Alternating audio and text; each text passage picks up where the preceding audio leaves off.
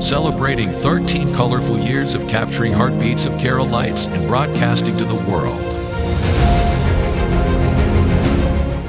This program brought to you by Abraham and Associates. We are dream sellers. We help families build a bright future. വാക്കുകൾക്ക് പറയാനാകാത്ത മനസ്സിന്റെ വികാരങ്ങൾ. I love myself. മനസ്സിലെ രഹസ്യങ്ങൾ താനേ തുറക്കും. അത് ഡയമണ്ട് പറയുമ്പോൾ മലബാറിലേക്ക് വരും. Faith Holidays, America's finest tour operator. To book a trip, call 1-888-91-FAITH. State Farm Insurance, Michael Therian. Keep the memories alive with Mukut Monuments. Heads Brokery 516-433-4310. Global Collision and Repair Works, 333 North Route 9 West, Congress, New York. Media App USA. Download Media App USA now on any of the streaming devices.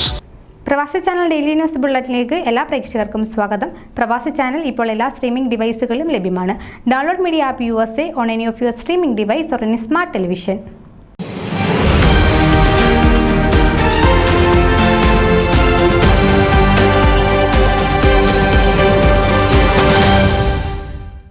സാഹിത്യവേദിയുടെ അടുത്ത സമ്മേളനം August 2 വെള്ളിയാഴ്ച Chicago സമയം വൈകുന്നേരം 6:30 സാഹിത്യവേദി അംഗം ലീല പുല്ലാപ്പള്ളിയുടെ ഭവനത്തിൽ വെച്ച് കൂടുന്നതാണ്. നേരിട്ട് പങ്കെടുക്കുവാൻ സാധിക്കാത്തവർക്ക് 7:30 മുതൽ സൂം വെബ് കോൺഫറൻസ് വഴി സമ്മേളനത്തിൽ പങ്കെടുക്കാമെന്ന് സംഘാടകർ അറിയിച്ചു. ഡോക്ടർ PC നായർ രചിച്ച മേരി ഭഗതിലെ ആത്മകഥ എന്ന നോവലിന്റെ ആസ്വാദനമാണ് സാഹിത്യവേദിയുടെ വിഷയം.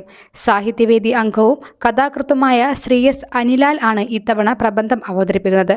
അദ്ദേഹത്തിന്റെ ഫിദർ സഗാത്ത് എന്ന കഥാസമാഹാരത്തിന് ഫൊക്കാന കാരൂർ നീലകണ്ഠപിള്ള പുരസ്കാരം ലഭിച്ചിട്ടുണ്ട്. പ്ലാഗ് സബ്രീന എന്നിവയാണ് പ്രസിദ്ധീകരിക്കപ്പെട്ട മറ്റു കൃതികൾ. നെയ്യാറ്റിൻകര സ്വദേശിയായ അദ്ദേഹം 1997 മുതൽ ഷിക്കാഗോയിൽ സ്ഥിരതാമസം. ജൂൺ മാസ സാഹിത്യവേദിയിൽ എതിരൻ കതിരവൻ നടത്തിയ പ്രഭാഷണം സാഹിത്യവേദി അംഗങ്ങൾ വളരെയധികം ആസ്വദിച്ചു. എല്ലാ സാഹിത്യ സ്നേഹികളെയും ഓഗസ്റ്റ് മാസ സാഹിത്യവേദിയിലേക്ക് സഹർഷം സ്വാഗതം ചെയ്യുന്നു. കൂടുതൽ വിവരങ്ങൾക്ക് S. അനിലാൽ, പ്രസന്നൻ പിള്ള, ജോൺ ഇലക്കാട് എന്നിവരുമായി ബന്ധപ്പെടുക. ന്യൂസ് ഡെസ്ക് പ്രവാസി ചാനൽ.